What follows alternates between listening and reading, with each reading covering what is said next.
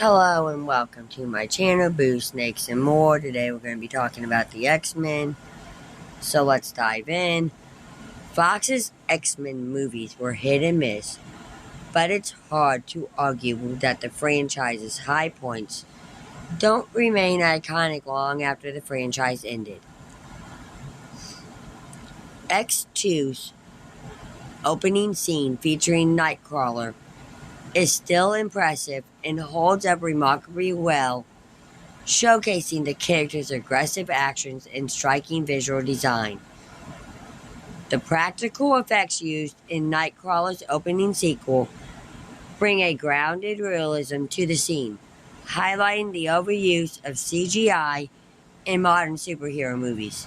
The core theme of X2 revolves around the challenges faced by the X-Men as humanity grows bolder in their fear and hatred, posing a tough task for the MCU in justifying mutant prosecution within an already superpowered world.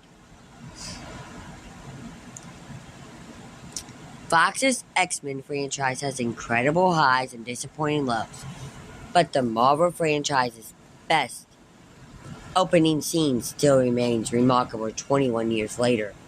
Why movies like Superman 1978 and Batman 1989 prove that the superhero genre was far from absent before X-Men's release in 2000. There's little doubt that the series paired with Sam Raimi's Superman movies and the Snipes-led Blade films to re-usher in the modern age of Marvel movies that would lead to the MCU's long-running tenure. It's no surprise that not everything from those early 2000s movies has held up, but one particular X-Men member's introduction is still a high point in the genre. Why X-Men is a fine movie and a major accomplishment given the lack of successful big-budget superhero movies. In the years immediately preceding it, X2 did everything bigger and better, crafting characters and a story that holds up much more efficiently decades later. Chief among the movie's accomplishments is its stirring opening scene, which sees franchise newcomer Kurt Wagner, aka Nightcrawler, Alan Cumming, fight his way past the Secret Service to threaten the president.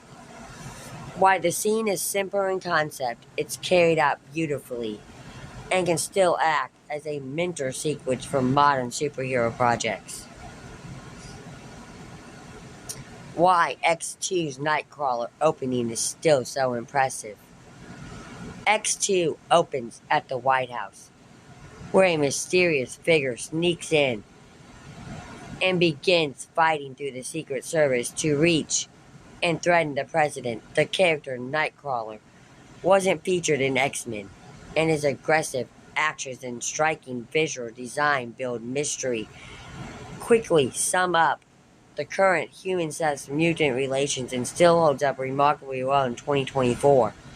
The reasons the scene is successful are many, but check out the sequence in its entirety below. X2's opening uses more practical effects than it has to, with blue skin, a devil-like tail, and the ability to teleport with a puff of smoke. Nightcrawler is a much more fantastical member of the X-Men than some of his peers. However, despite Nightcrawler's look and mutant ability, most of the scene, except the teleportation, is done with practical effects. A modern movie may have fully digitized Nightcrawler as he leaps between people and bounces off walls, but having Cumming actually perform the moves with the aid of practical stunt equipment leads a grounded realism to something otherwise quite over the top. Overuse of CGI is a common MCU and DC criticism, and a return to the basics could do both franchises some good. Nightcrawler's opening assault perfectly sets the narrative tone, the core of most X-Men stories and movies, and in Marvel Comics has always revolved around humanity's of, feat of mutants and the unwanted procrastination faced by the group to match the first X-Men is a silently more traditional good versus bad story. But the Nightcrawler opening fills the brilliant decision to frame the scene from the human perspective, making their fear seem all the more justified. It's later revealed that Nightcrawler is being mind-controlled, but after single-handedly defeating the White House Secret Service, it makes sense why humanity is on edge. It's not only a superhero movie glitch, but an action movie glitch in general to make the larger side of any fight a bit incompetent to give the lone hero a chance. Why the perspective of good and bad is flipped in this particular scene, the entire sequence is all better for the Secret Service actually acting competent and communicating, yet still being easily defeated by Nightcrawler.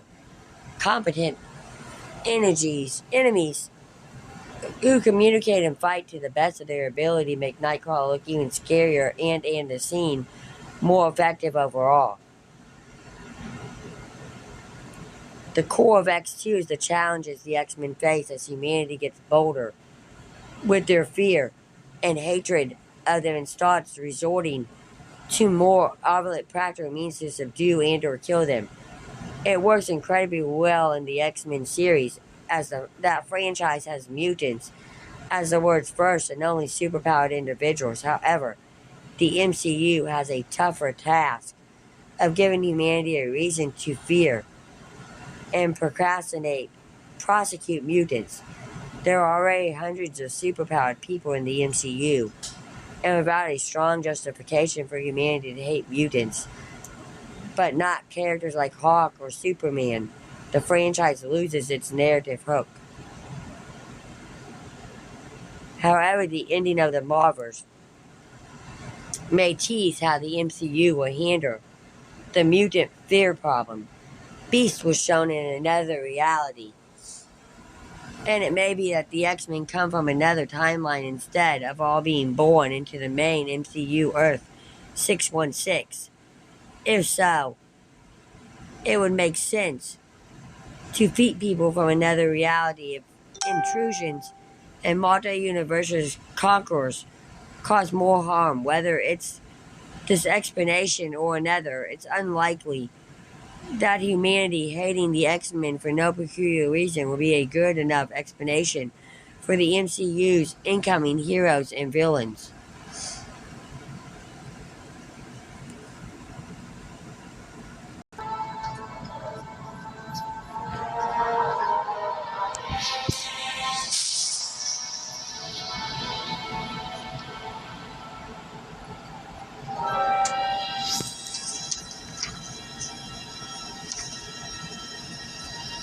Excuse me, sir. Are you lost?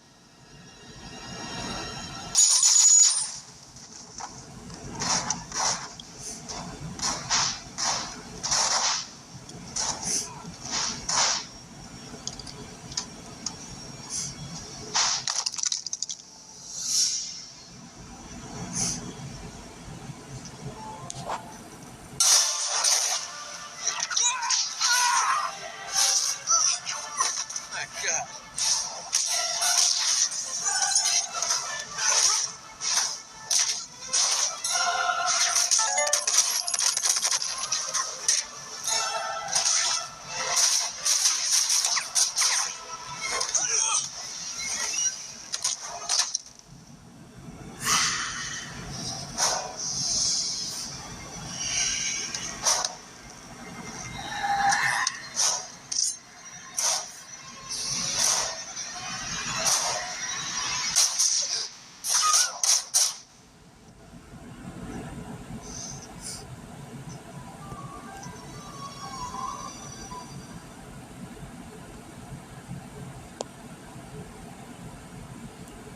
Thank you for watching this video and peace out to the next one.